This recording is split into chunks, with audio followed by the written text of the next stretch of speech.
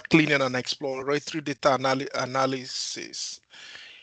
Some of the things I've already discussed in the slide, I want to just kind of show them practically, and these slides are, available for you when you um, need to use them. I think I put them in a Google Drive somewhere, and it's on in the classroom also.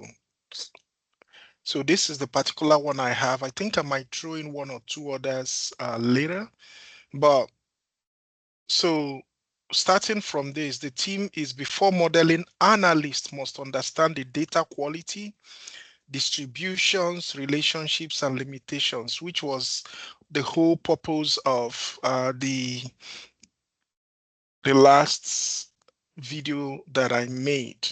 So by the end of this notebook, you should be able to diagnose missing values, duplicates, inconsistent types, and outliers.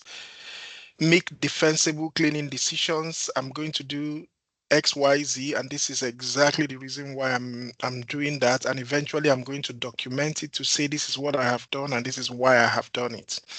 And then we're going to conduct univariate, biovariate, and multivariate EDA. And I already spoke to the idea of univariate, biovariate, and multivariate analysis. Univariate analysis tries to explain a single variable at a time. So sometimes you might have like 10 variables, but then you're trying to find out the relationship between this one variable and other variables.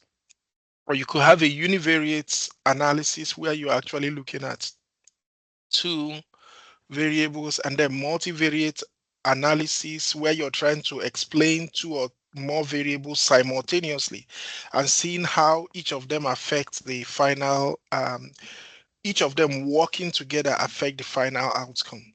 So we're going to touch on that. We're going to also use visualization to support analytical reasoning and avoid overclaiming from exploratory evidence, and then produce a concise EDA memo.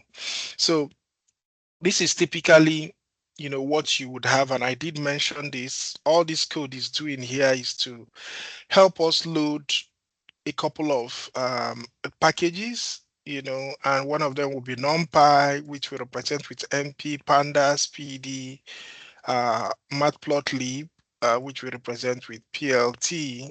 Once we've loaded all of this, numerical analysis helps you arrange the data frames, and then helps you with Matplotlib helps you with visualization. So here this is essentially helping set how your data is displayed. It will display maximum columns 50, maximum width 120.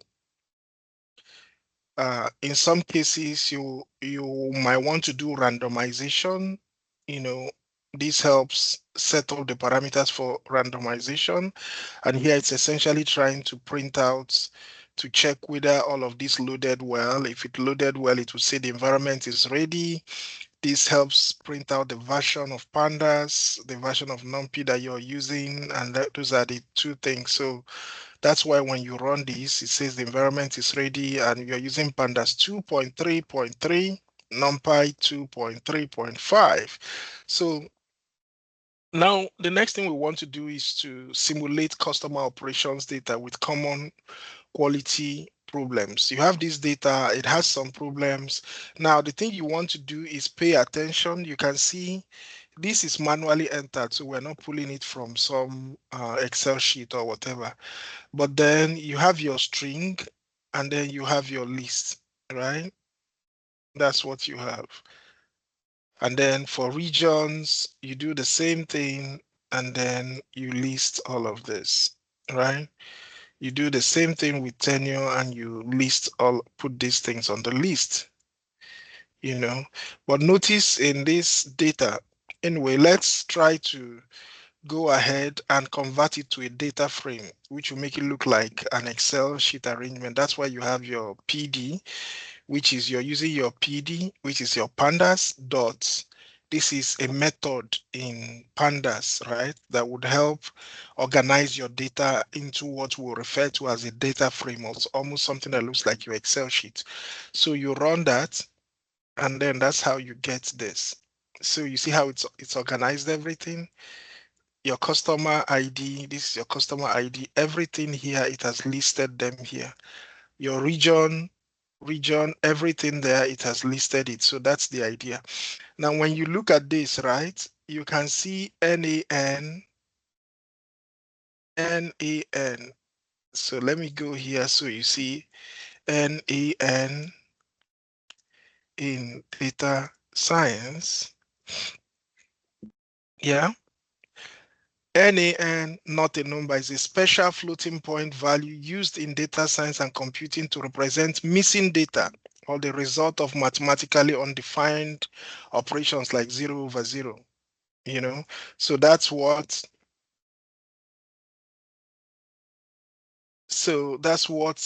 your NAN is. So it just tells you that data is missing in these areas, right? So the next thing we want to do is look at the data quality reports. So we have, this is essentially a function.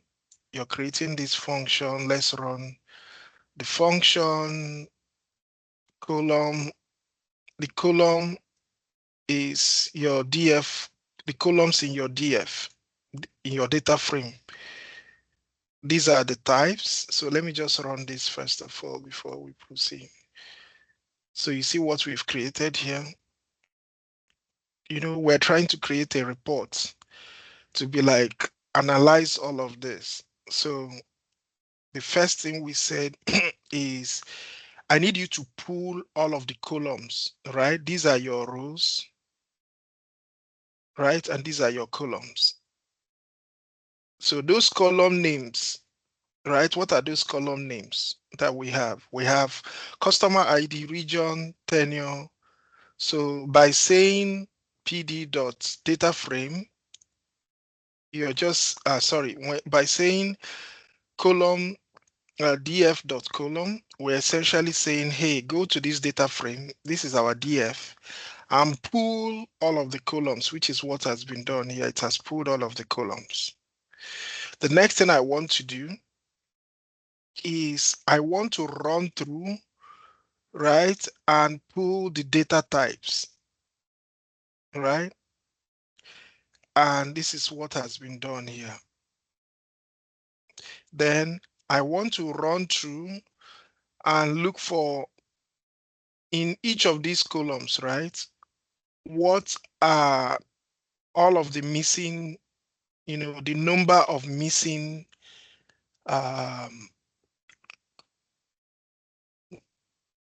cells with missing values, right? I can use that. In other words, I will do df dot isna. Look at what isna is so that you see it. It's just a method. It's just a method. So let's go. So you see what that says. The isna function is primarily used in Python to detect missing or null values, such as, so it will help you detect all of this, right, within a data set. It turns a matching structure of Boolean values where true indicates a missing value and false indicates valid data, right? So it shows you how it can be used. My point for showing this is, if you're going through that slide and there's something you hit on and it doesn't make sense to you, or you don't understand, quickly go, your LLMs, ChatGPT, Claude, all of that, and go look up what those things are. But because that's exactly what's going on here. So we're trying to detect in your data frame all of the missing values, but we don't want the actual missing values. That's why we said dot sum. In other words, we are looking for the number of it and then the values. So if you run that, which is your missing count, you can see under customer ID, if you come up under customer ID, we don't have any of those nans, right? So that's why it said 0. Under region, you have one of it. Where's your region?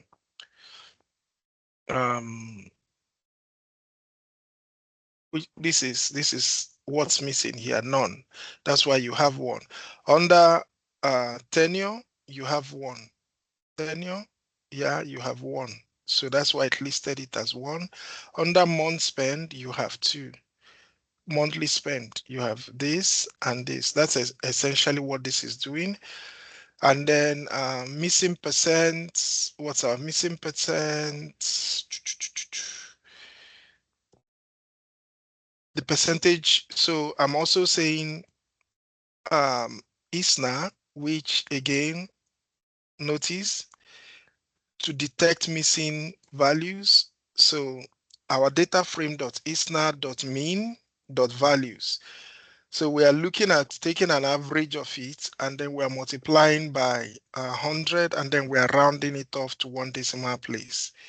If you do that, it's just checking for a percentage of, so for example, all of these, how many of them, right? Taking all of them versus this. So I'm taking a percentage of all of these that is none or a missing value. So for example, in this particular place is 2. So it's a 18.2%. So for areas, for the specific ones where there is nothing, the percentage missing is 0. Here 9.1, 9.1. Here where it's 0 and it's 0, the percentage missing is also 0. And then we're looking at finally the unique values that are unique. In other words, they are not repeating, right? That's where, so for example, in the first customer ID, there's nothing unique. Everything is unique. In other words, there are no two things that look alike. Here, you have not. There's another not here. So how many things are unique? North is 1, south is 1, east is 1, and west is 1. That's 4 plus this, 5. So there are only 5 unique things. So that's what this whole operation is. And the reason you are doing this is we want to kind of get a general sense of the data. Now it's easy to do it here because you can just look at this and then you have an opinion. But what if this was 1,000 lines of code of data? It might not be easy to just eyeball it and get all of this information, right? So you can just copy this code, load up an Excel sheet that has, I don't know how many data lines of code lines of data it can have, right? Rows, but get to the maximum, copy this code and just use it. And then immediately it's going to pull up all of this information and summarize it for you, right? So next thing is we're going to go into cleaning decisions. Cleaning should be transparent. And now that we know everything, right, the next step is we are going to go into cleaning. Cleaning should be transparent and justified. You don't just automatically drop rows or impute values without understanding the implication of what you're trying to do. So you need to do that, right? So we're trying to do something here. Let's run this code. So notice what has happened here. We're saying clean in parentheses, right? You have region will be, in other words, if I do this operation, I want to name this operation this. So this is technically your variable, right? So I'm saying clean region.string.title, right? So essentially, where's my region? Let's go back to my region. You notice what's happening here? Your south is small letter, big is small letter. So technically those things are different, right? So the first thing I want to do is to make sure everything here has been converted to a title form. In other words, the first letter of each of the words is a capital letter. Why am I doing that? Because I'm trying to target this guy so that S will automatically change to capital S, right? So if I come in here, where is it? So that's the first thing I do. Then the next thing I do in that region is fill now. In other words, what fill now? Let me show you what fill now does. It just fills that place with something. So let's go. A fill now function is a call data cleaning method in Python Pandas used to replace missing or null values, right? So that's essentially what you do. So if you say fill now and then you put 0 there, you're telling it to replace anywhere you see those missing values like NaN, blah, blah, blah, replace it with 0. You know, here, what you're doing here is anywhere you see those missing values, just replace it with a string, right? So that's what's happening. So what we have here is we're saying, hey, anywhere you see all of this, just replace it with unknown. So notice what you have here, right? It's none. So we're going from none to replacing it with unknown. Make sense? So it's unknown right now, but I can decide to say, let me just type something hypothetically for now and say, let's just say missing. Right now it's unknown, but let's just say missing, and I run it again. Then all of a sudden it changes to missing. You see missing here? But let me go back and put what we had there before. And I run it, and now it's unknown, right? That's what that is doing. So this is something you use to drop duplicates, right? Did we have, what duplicates? Did we have any duplicates? I remember it's targeting, when we say clean, we are talking about this duplicate rows. Do we have any duplicate rows? I don't think we have any duplicate rows. Can't find any duplicate rows. So, but that's what you use for that. And then I come to monthly spend, right? Group by, this is another method, right? See what it does. Because one of the things we want to do is we want to group some of the things. Is a function, powerful data manipulation tool used to split data sets into groups based on specific criteria. Apply a function like sum, average, or count to each group independently and then combine the results. And when you come here, you can literally see different ways, the syntax for using it with specific examples. So churned, monthly spend, transform lambda, blah, blah, blah. So you do all of this, right? My point for all of this, and then impute tenor with median, tenor months. Let me go back to the data. Churned, tenor months, and all of that. So essentially what you're doing here is just manipulating with the data for each of this. So the important thing is understanding what these various methods do, you know, and then here I'm trying to clean dots, group by churned, right? Then monthly spend dot transform lambda. Let me see what the lambda method does. Lambda, just 1 minute. So I'm going to say dot transform in Pandas or in Python, either of them. So it's one of those things that is used when you pair group by with dot transform. Pandas computes and aggregate statistics for each group, but broadcast the results to match the original row count. This eliminates the need to merge aggregated data back into your main data set. So that's so essentially what this is doing is grouping, aggregating, and then outputting the results, right? And then here we are filling out things, so anywhere we have anything that is missing, we essentially take the median of that place and then fill it up. That's what this is doing, so, and then clean tenure months is equals to clean tenure months dot fill. So same thing is happening here. You are essentially anything that is in the tenure months. Where's your tenure months?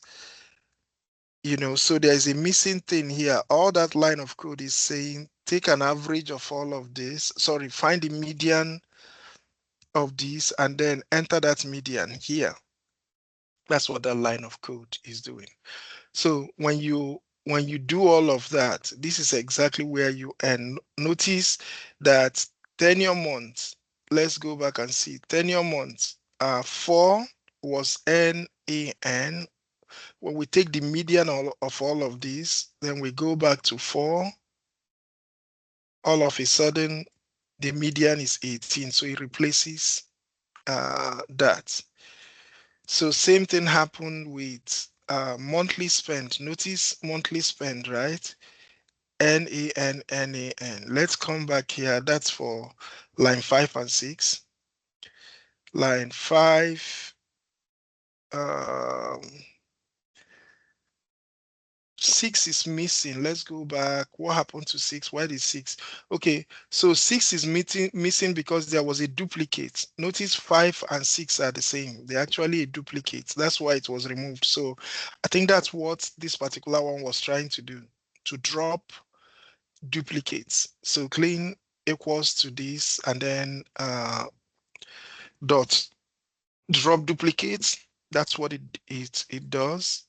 Drop that duplicate. So we go here again, come.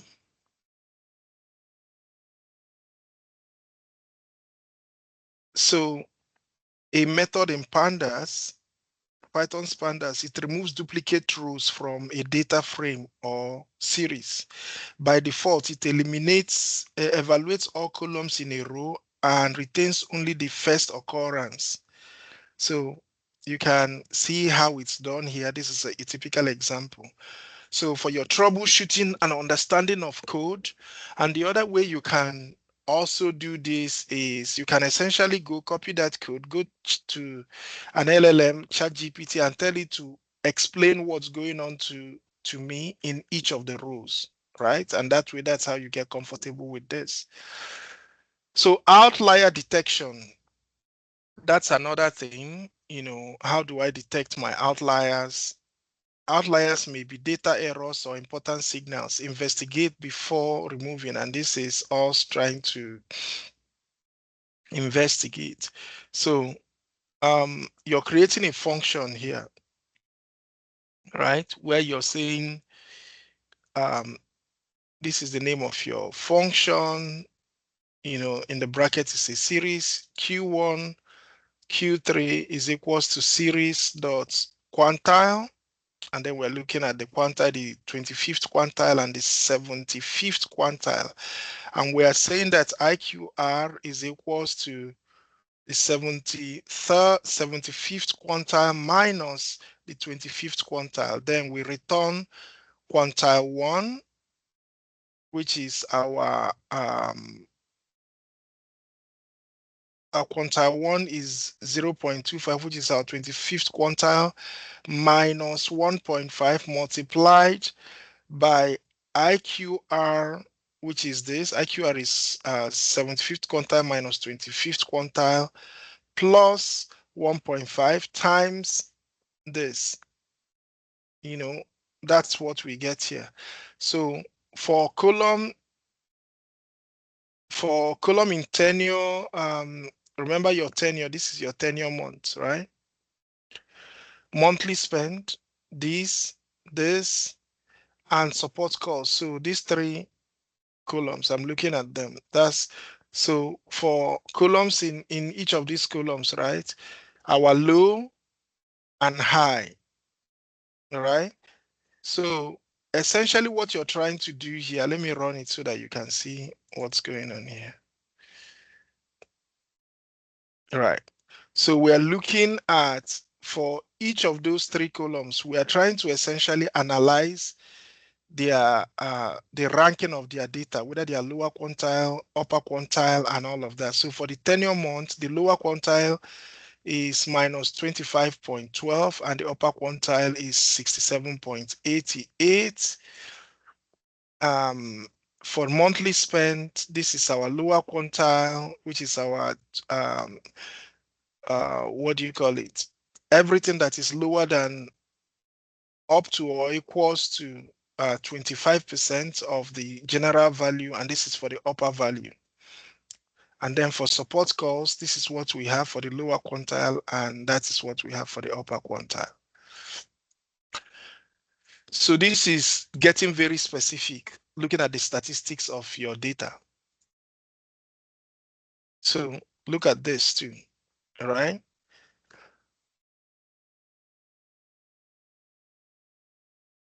So clean monthly spend, where's our monthly spend original? Let me go back. Where did we change our to our so this is our monthly spend. So we're saying our monthly spend original is equals to the clean monthly spend, and then our low high IQR underscore bonds clean monthly spend. We're essentially teasing out different, we're essentially, all we're doing here is actually just creating these additional slides. So you run this, and that's what you have. And then that's where you go into your exploratory data analysis, where you're trying to, we finally have our clean. Let me go back and show you what our clean is. So this is our clean, the data that we have gathered after we have removed all the missing stuff. Then we analyze it, right? This gives us, for each of the, columns, right? It tells us how many dots described. That's what it does. It just does a general analysis of everything that is on your data. It will give you the count. In other words, the number of things on this column. It will give you the mean of the things on this column. It will give you the standard deviation. It will give you the mean, which is the minimum value. It will give you the 25th quantile, 50th quantile, 75th quantile, and the maximum value for everything on the tenure months. And where is our tenure? Sorry, everything in our tenure months. Where's our tenure months? This is our tenure months, right? The count is 1, 2, 3, 4, 5, 6, 7, 8, 9, 10. So that's why you have 10 here.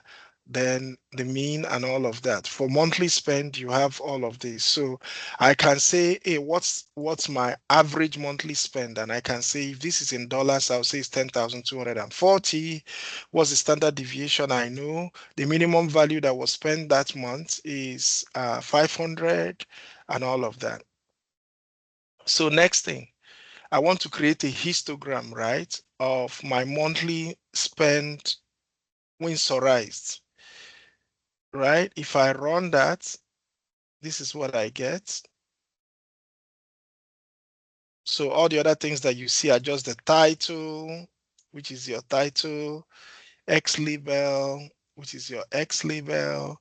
This is your Y label, which is your count. And then it wants this to be a tight layout. And then, so this is essentially what I'm seeing for my distribution of monthly spend.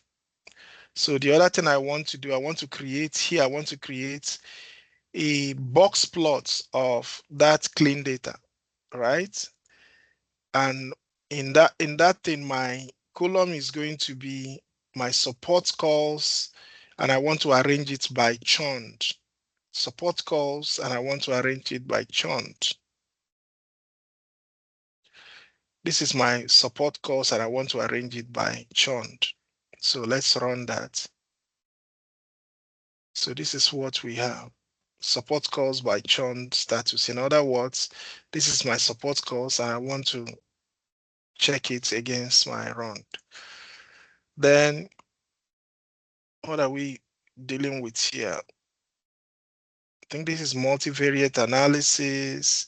I want to create a scatter plot, right? And what are the two things I'm looking at? My tenure months and my month spent winterized, right?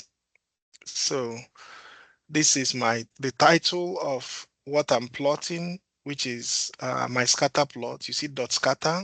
Essentially, I'm just going to put dots on that graph and I'm plotting this against this.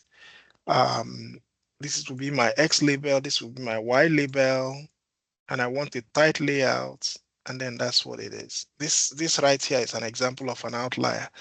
If I plot a straight line, it's probably going to go through something like this, right? But this is an outlier. Correlation, clean. I'm trying to do the correlation, and this is the code dot core. You put in all of this and dot core will give you the correlation. Let's run the correlation. So that's what our correlation will look like. How does it correlate? Tenure versus tenure, of course, is going to give you 1. Winsorized versus winsorized is going to give you 1. Support versus support is going to give you 1. Churn versus churn is going to, so you have this diagonal. But the fact is, how does tenure months interact with monthly spend? Their correlation is 0.8.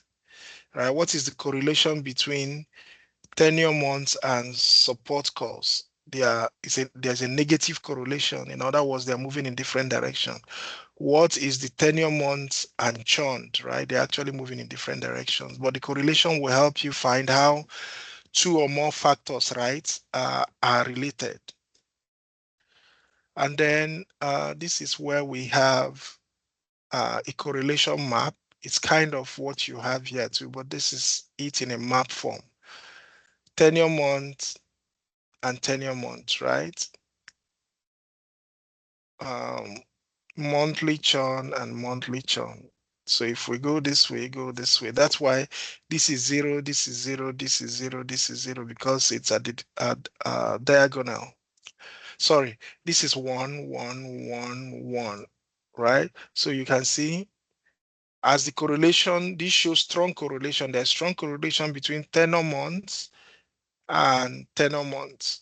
Strong correlation, but when we begin to look at two factors, maybe tensor months and monthly spent, the correlation between them is not very strong. So that's somewhere around 0.8 or somewhere in this range. So correlation matrix, and I think it's sometimes called confusion matrix also. So these are some questions to really look at. What data quality issue was most serious? You can look that up. What data decision is most debatable? What early patterns appear related to churn? What would we avoid claiming from these small data sets? So the following small data supports practice in grouped summaries and categorical relationships. So this looks like the Titanic data, but then they just put some data, you know. Let me just run this. So essentially, same thing we did. We want to group it by, you can go through this later and see how you do the groupings, and then you run this, and then the survival rate. So this is one place where I will go copy some of the data we had there and begin to play around, see if you understand what's going on here.